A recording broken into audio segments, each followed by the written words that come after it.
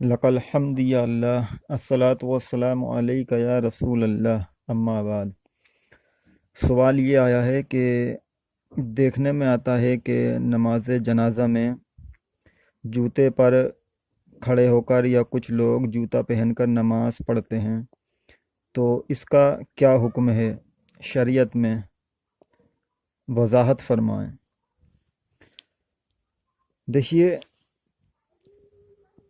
جوتا پہن کر یا جوتے پر کھڑے ہو کر نماز پڑھنا، عوام میں یہ بات مشہور ہے کہ دونوں کا حکم ایک ہی ہے۔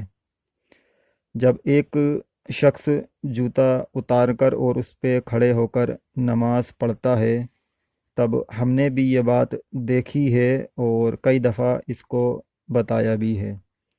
تو کچھ لوگ یہ کہتے ہیں کہ جوتا پہن کر نماز پڑھیں یا جوتا اتار کر اس پہ کھڑے ہو کر نماز پڑھیں، بات ایک ہی ہے۔ حالانکہ بات ایک نہیں بلکہ حکم الگ الگ ہے۔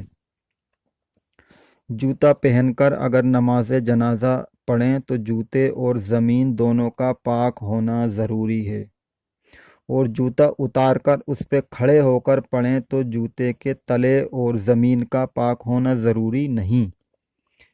جیسا کہ سرکار اعلیٰ حضرت امام اہل سنت الشاہ امام احمد رضا فاضل بریلوی رحمۃ اللہ تعالی علیہ ایک سوال کے جواب میں ارشاد فرماتے ہیں، اگر وہ جگہ پیشاب وغیرہ سے ناپاک تھی یا جن کے جوتوں کے تلے ناپاک تھے اور اس حالت میں جوتا پہنے ہوئے نماز پڑھی، ان کی نماز نہ ہوئی۔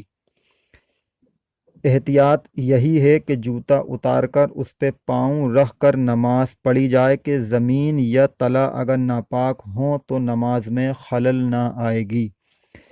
یعنی اگر زمین ناپاک ہے اور ہم نے یہ دیکھا کہ ناپاک زمین ہے، اب ہم اس پر پیر رکھیں گے تو ہمارے پیر بھی نجاست میں ہو جائیں گے، تو یہ سمجھ کر ہم نے جوتا پہنے نماز پڑھ لی تو حکم یہ ہے کہ ایسی صورت میں نماز نہیں ہوگی۔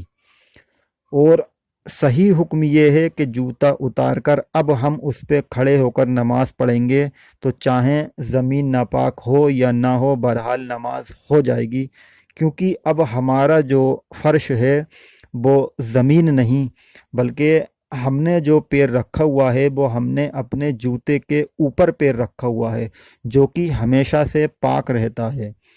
اب اگر ہمارے جوتے کا نچلا حصہ ناپاک بھی ہو تب بھی ہماری نماز ہو جائے گی، کیونکہ ہم اس کے اوپر والے حصے پر کھڑے ہیں۔ اور یہی حکم سرکار اعلیٰ حضرت رحمۃ اللہ تعالی علیہ نے فتاوی رضویہ جلد نمبر 9 صفحہ نمبر 188 پر دیا ہے۔ واللہ تعالی عالم بالصواب۔